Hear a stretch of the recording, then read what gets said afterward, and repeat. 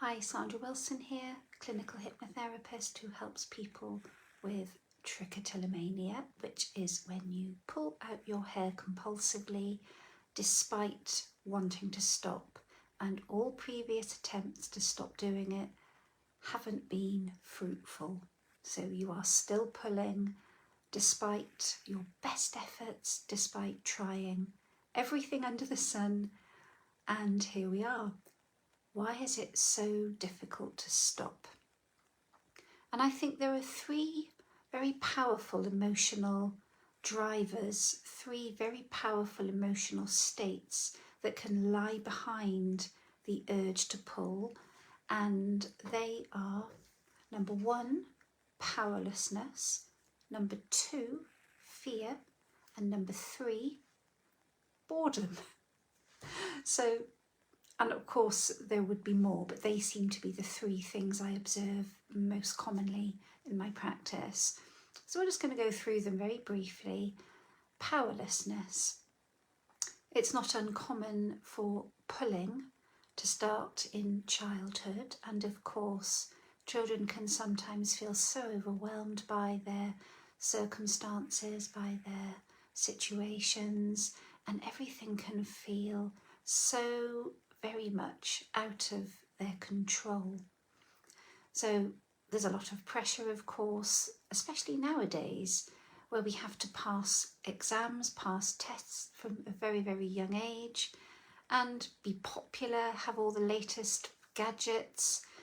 We might find that our youngsters constantly compare themselves to other people in their class, but beyond that they may be comparing themselves to people they see on social media that seem to have these perfect lives, and everything can feel so remote, so beyond control, and the feeling of powerlessness can sometimes show up in a self-soothing behaviour that they may have discovered quite by accident.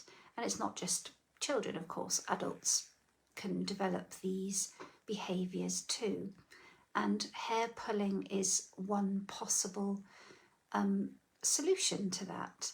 And you wouldn't consciously think of it as being a solution. It's just that somehow, somewhere along the way, you discovered that pulling helped you feel better, particularly if you've ever felt powerless in your life. And number two, fear. Sometimes fear can be subconscious. Other times it can be really obvious what it is you are afraid of. But the three most common ones that I see are fear of rejection, fear of judgment, and fear of failure. So we fear the consequences of those things. And again, it links to a feeling of powerlessness. What happens if I don't attain what I want to attain? What happens if I get rejected? What happens if I don't get the grades I need?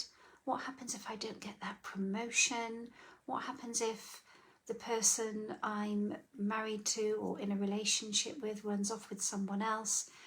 What happens if I get old and lonely and with nobody to love me? Do you see where I'm going with this? So all the what ifs, all of those deep-rooted fears, abandonment, rejection. Oh, I forgot fear of change. That's a biggie as well. And finally, boredom. And boredom really is just another form of anxiety, really. It's when you find it very difficult to focus. And sometimes the sensation of pulling, the activity of pulling, can be a form of gap filling when there's a void that isn't filled by something else. And again, it can be linked to an inability to really allow yourself to relax, because there is a part of the brain that doesn't like you relaxing. It always feels you have to be doing something. And boredom can creep in when there's not enough to keep you focused or stimulated. Oh, better not be bored.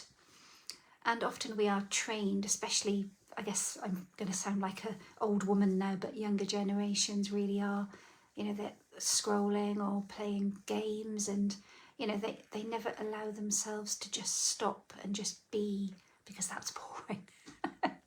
Anyway, I hope that's made sense. If you have learned that pulling is a solution, then you can unlearn it. And I'll be back with more content. Bye for now.